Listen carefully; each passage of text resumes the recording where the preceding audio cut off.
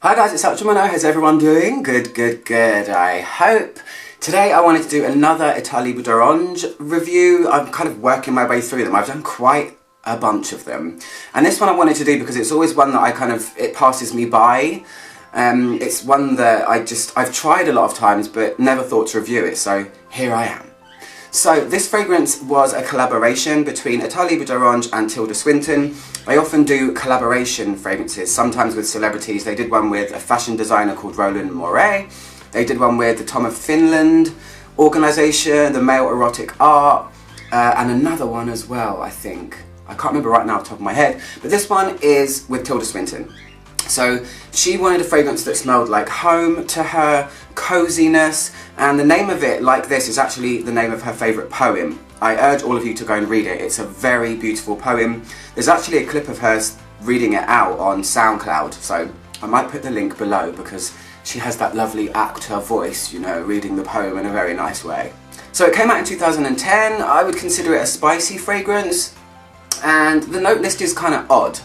On a scale of Etat Libre fragrances from 1 to 10, 1 being they're really friendly, super easy to wear stuff like Eau de Protection, their Rose one, or Divin Enfant, their Orange Blossom with Marshmallow, or even Putanda's Palace, which is their nice vintage rose violet.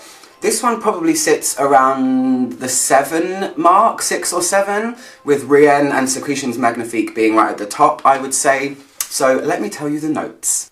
So the top notes are yellow mandarin, ginger and pumpkin accord. I think there's something about her wanting to have a lot of orange ingredients in it because she is naturally a redhead, so I've heard. The heart notes are immortelle, Moroccan neroli and rose de maille from grass. The base notes are vetiver, heliotrope and musks. So what does it smell like? Okay. First of all, what I want to say about this one is it's a little bit odd in a cool kind of way. There's a couple of things that stick out straight away. Sadly, I don't get any pumpkin. I don't even know what pumpkin would smell like in a fragrance. What does pumpkin even smell like? Waxy? Kind of earthy? I'm not sure. But the main 2 things you smell when you first spray this are ginger and immortelle, both together. You have that fiery, citrusy spark of ginger, which is right at the forefront, and it makes the fragrance quite bright and approachable.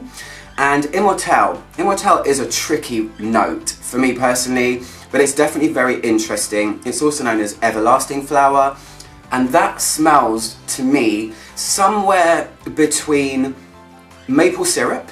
If maple syrup was savoury, try and get your head around that one. So kind of like a savoury maple syrup, and then curried spices as well. So it also feels a little bit bready, so it's got a lot going on within itself, and I think she chose that note, or Etat Libre chose that note to give that almost foodie, gingerbread, homely sort of smell. So the ginger and the immortelle mixing together give it a savoury sort of note or feeling with a touch of sweetness, and it's quite unusual, and I like it. It's not a super projector. The entire wear length of this is close to skin. It's not a monster like Rien or Rien Intense even, but I like it. It's kind of dry. It's got a dry, foodie spark to it that isn't gourmand. It's more, like I said, on the savoury. So nice, bright, citrusy, fiery ginger and a lot of immortelle straight away. No pumpkin for me, no rose, no neroli either. So when this starts to dry, there is quite a big character change. 2 other notes come forward. That is heliotrope and musk. So the ginger backs off. Ginger is, you know, technically a top note, I would say, possibly a heart note usually, but it does back off and the whole thing softens. It does feel to me sometimes like there might be orris in here, because it does have that almost verging on something a little bit makeup-y, but the heliotrope comes forward and it gives the fragrance its really soft, fluttery, almond-like feeling, paired together with this kind of powdery, musky feeling. It becomes prettier. At first it's a little bit of an oddball, but then when it's dry, it's, oh, this is nice, this is pretty, I quite like this, even more.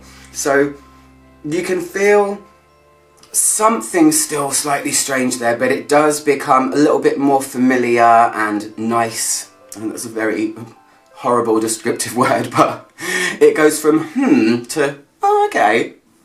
It still retains that strange dryness that Immortelle gives, and it's a nice Immortelle one. There are some Immortelle fragrances I've smelled where it smells like full-on curry. This one is done really well. It's put together with nice things that are a bit prettier to, I guess, tame it a little bit. And yeah, it's an interesting one for sure. I do understand the vibe of it, and I do understand what she was going for in terms of something homely, cosy, warm, kind of savoury. I do wish there was an obvious pumpkin thing going on. Maybe there is and I'm not detecting it, but there's nothing that I can feel that would smell like a pumpkin in here, so I don't know. That's a bit weird, but everything else is great. I get a medium longevity out of it, and as I said, it is a close to the skin fragrance. It's not a super projector. I get about 5 hours where I can still smell it, given I need to lavish myself with it more often. I've done a couple of skin tests on my neck and on my hands and kind of lived with it for a while and to see how it is. So I would say it's medium in performance all around. What's good about it is the slightly odd combination of notes that make it, I guess, a cool Etat Libre d'Orange. And Tilda Swinton is quite an odd person. So I think, anyway. Anyway, that's my review of Like This by Etat Libre d'Orange. If you guys want to get this fragrance, head on over to natino.co.uk. I will post a link below. I'm out Shomano trying to make the world smell better, one video at a time. Goodbye.